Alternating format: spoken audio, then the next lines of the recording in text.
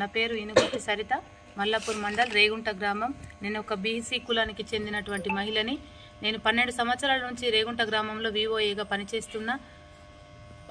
పనిచేస్తున్న క్రమంలో రేగుంటకు సంబంధించిన ఎక్స్ ఎంపీటీసీ గడ్డం శ్రీనివాసరెడ్డి అనే అతను నన్ను గత 8 సంవత్సరాల నుంచి నన్ను లొంగ తీసుకోవాలనే ఆశ తనకి ఉండేది.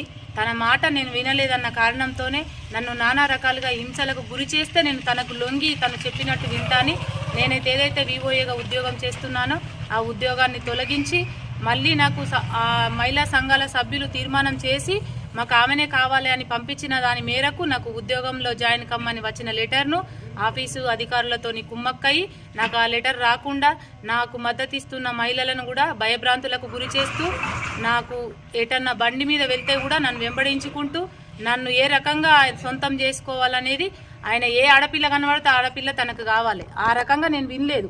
వినకపోయేపటికే నన్ను 8 సంవత్సరాల నుంచి ఎటు నుండి టార్చర్ పెట్టాలనో అన్ని రకాలుగా పెట్టిరు. అయినప్పటికీ వాటిని ఎదుర్కొంటూ కోర్టులు, పోలీస్ స్టేషన్లు అన్ని ధైర్యంతో ముందుకు సాగి ఇప్పటిదాకా నా పిల్లలను పోషించుకుంటూ నేను ఇక్కడికి వచ్చిన నాకు 2 పిల్లలు.